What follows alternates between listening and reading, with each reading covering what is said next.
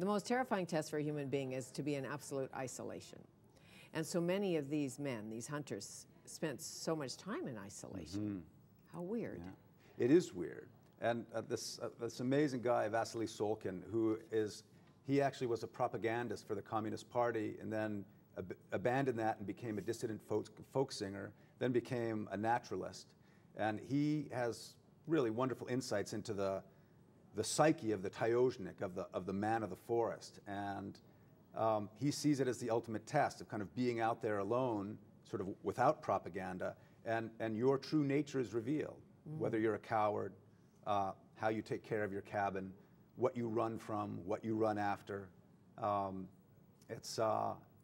he had amazing insights about this guy Markov, and a lot of sympathy for him, and understood why he had to come back and face this tiger, because if he didn't return to his cabin and face the music, as it were, he could never really stand up in the forest again. I mean, there's this whole kind of somewhat, we might think of it as quaint, but it's really an ancient code of ethics and honor. Yes, a social order, perhaps. Absolutely. I can't give it away because I know what happens in the end, and the tiger does kill another. Did you talk to tiger survivors? And by that, somebody who had been mauled by a tiger, attacked by a tiger, and left, or escaped somehow?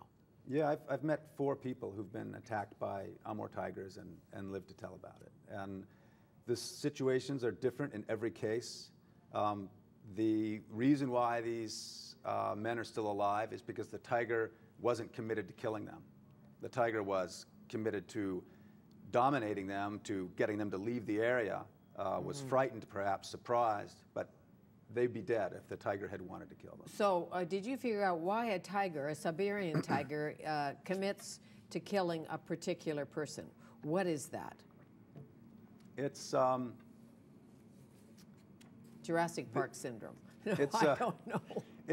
I think it's, I took a lot of my information from the people who live and work with tigers and have done so for their entire lives in the Far East. And there's no ambiguity in their mind about the vengeful nature of tigers under certain circumstances. So that this tiger was taking revenge on this man for the injury that he caused, it wasn't, a flight of fancy or a speculation.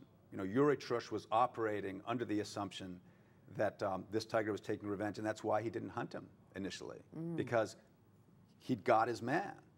And there are other cases where tigers have attacked hunters who've injured them and gone off into the forest, never to trouble people again. So once a tiger tastes blood, human blood, he doesn't necessarily go on a rampage, on a killing rampage. No. And again, the reasons for man-eating are many and varied. If it's a very old tiger that can no longer catch traditional prey, it might do it. But tigers are taught by their mothers to hunt, and they're not taught to hunt people. They're taught to hunt pigs and deer. Are they taught to abandon a kill rather than risk injury at some level? That depends on the tiger. So again, if you've got a young tentative female or a young male that hasn't established its territory, it can be run off. If you have a tiger like this one, 7 years old, in its prime, clearly from the paw prints, the biggest tiger for 50, 100 miles around, he was the acknowledged lord of that section of the river. He's not going to back down. What did you learn writing this, being there, about the relationship between us and them, man and beast? We're a lot closer to them than I think we realize. And I mean, in Asia, there's no recess of the Asian consciousness in which there is not somewhere a tiger. Tigers, as a species that we recognize, roughly 2 million years old. Human beings in Asia, roughly the same. I mean, Asians and tigers grew up together for many millennia, and they are inextricably linked. And that's one reason they're so endangered today, because people are still so fascinated with it, still wanting to have some of that energy. Yeah, never in North America that I know of. The tiger, don't know why. We've imported everything else. Yeah.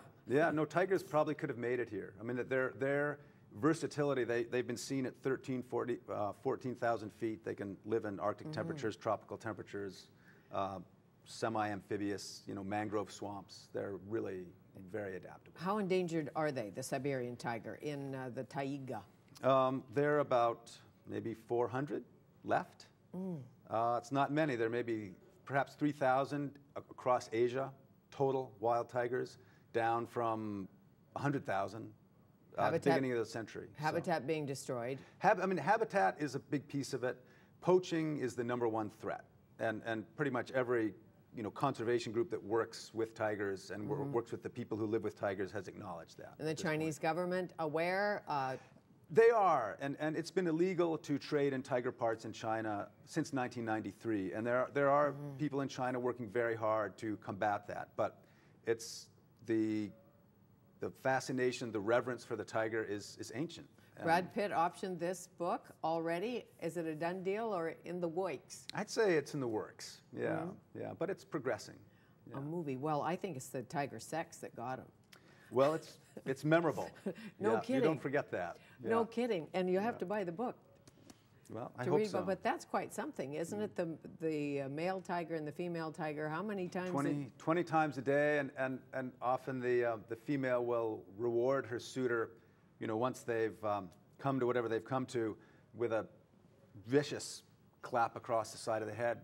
Just in case. Just, thanks for everything. You human males should be so lucky. Yeah. I'm waiting, yeah. Yeah, nice to see you. Nice to see you again. Great book.